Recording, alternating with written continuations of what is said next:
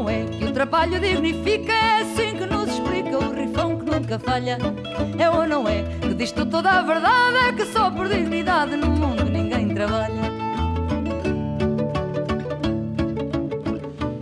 Y sí, estamos con un expresidente del Banco Central en un año donde los presidentes del Banco Central movieron un poco el esqueleto de la economía argentina, sea por Martín Redrado, por la nueva Mercedes Marcó del Pon. Y Mario Blecher fue exactamente hace como 5 años más. Más. 8 ya. 8. ¿Cómo pasa el tiempo? Sí, ¿no? Recién llegado también de los Estados Unidos, de la reunión con el Fondo Monetario Internacional, de la cual supongo que nos contará alguna infidencia. Pero para empezar tranquilos, a vos el 4 de enero te llamaron a Londres y te invitaron a ser titular del Banco Central de la Argentina.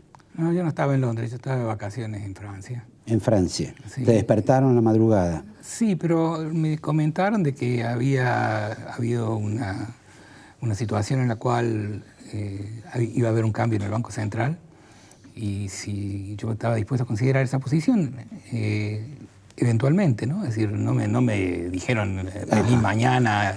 Está claro. ¿Y? Bueno, yo dije que estaba de viaje, estaba de vacaciones, yo volví a Buenos Aires la semana siguiente. Y en ese periodo, el ministro Boudou anunció que ibas a ser el presidente del Banco Central. Bueno, yo no estaba aquí, claro, pero creo que en ese momento, cuando hablaron conmigo, pensaron de que el presidente Redrado había renunciado. No sé exactamente qué pensaron, pero cuando yo volví me enteré que Redrado todavía estaba en funciones, que había una disputa judicial al respecto. Entonces, bueno, dije que esto, mientras esté en estas condiciones, yo no quería ni siquiera considerarlo. Entonces, cuando se resolvió, decidieron básicamente nombrar a otra persona y así se terminó la historia.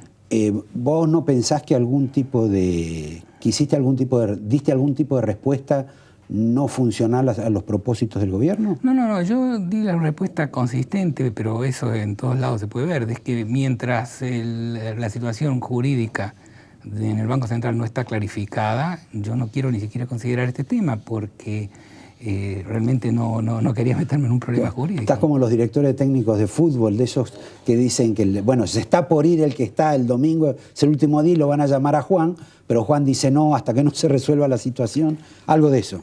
Bueno, pero más que eso, porque había una cuestión jurídica en el medio, claro. Entonces, y luego se convirtió en una cuestión parlamentaria, en todo esto. Entonces, yo realmente no quise estar envuelto en eso, ¿no?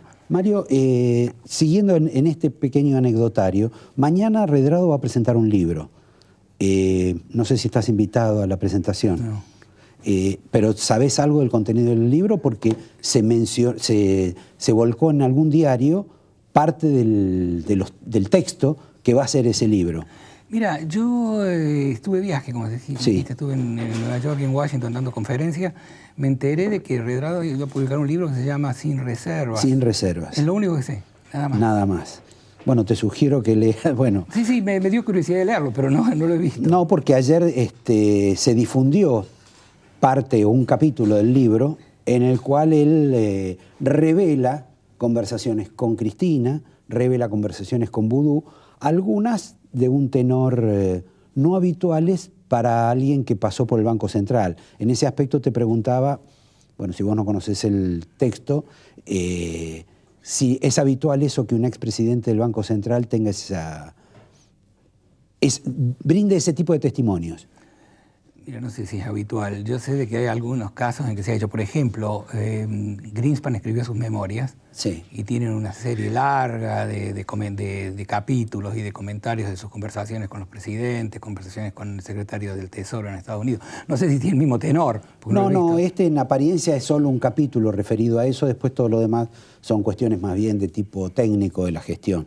Y bueno, igual te digo que si te llegaran a invitar tenés que tener cuidado porque dicen que mañana le van a hacer un scratch a Redrado en el hotel donde lo va a presentar. Pero esa es otra historia. Bueno, pasamos, brevemente, ¿qué hacía la gente del INDEC en la reunión con el Fondo Monetario Internacional? No, yo no sabía que había gente del INDEC en la reunión del Fondo Monetario. Yo en realidad no soy parte de ninguna delegación. A mí me invitaron otras instituciones que, digamos, sí, en las reuniones del Fondo y del Banco, lo que hay es una serie de otras reuniones satélites alrededor, sí, ¿no es cierto?, en las cuales se discute la situación internacional, la situación regional, se discuten problemas específicos de la economía mundial. Y bueno, yo estuve invitado a dar una serie de conferencias en algunas de estas instituciones, no en la reunión del Fondo en sí. No sabía que había una delegación del INDEC. Lo que sí sabía que había una delegación oficial, obviamente. Estaba el ministro y la presidenta del Banco Central. ¿No te viste con ellos? No me vi con ellos. ¿No sabés nada de lo que pasó entre la Argentina y el Fondo? Bueno, sé lo que dice la prensa y lo que se comentaba un poco en los pasillos, que es lo que dice la prensa, que no hay una gran diferencia.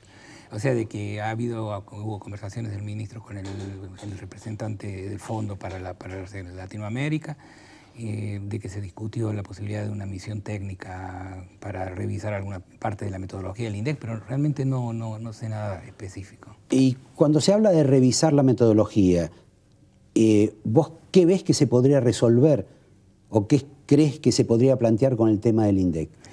Mira, yo creo que no se trata de revisar la metodología, se trata de discutir, digamos, de las distintas metodologías internacionales que se usan en distintos casos, ¿no? Para medir las distintas variables. Y yo creo de que, como hay estándares internacionales, probablemente la idea es pedir un tipo de asistencia que expliquen cómo se utilizan en el resto del mundo, pero realmente no sé sobre la negociación que ha habido. Lo que sí sé es de que ha habido una conversación con el Departamento de Estadística del Fondo que presta este tipo de asistencia técnica a países avanzados y a países emergentes por igual, ¿no?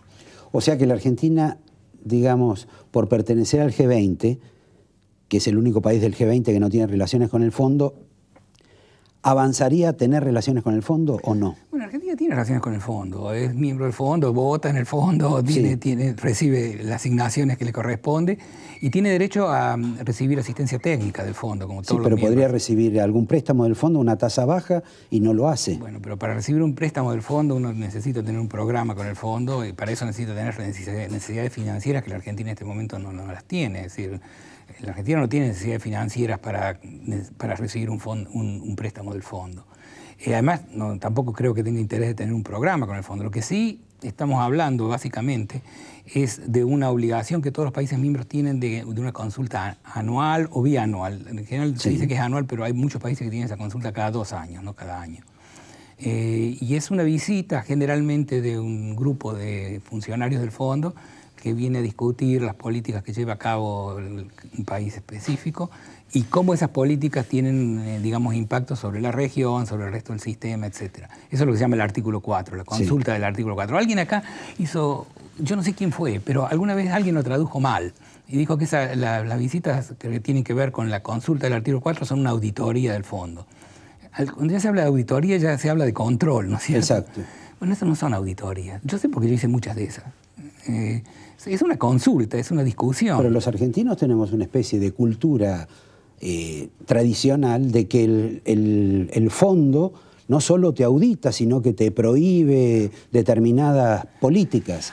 A ver, separemos. Está la consulta anual o bianual, en la cual se hace eso, se consulta, se discute, se plantea cuáles son las políticas del país, se escucha cuáles son las políticas que el Fondo cree que deberían llevarse a cabo para el equilibrio internacional, para ese propio país, etc. Esa es una discusión que no tiene absolutamente ninguna implicación financiera.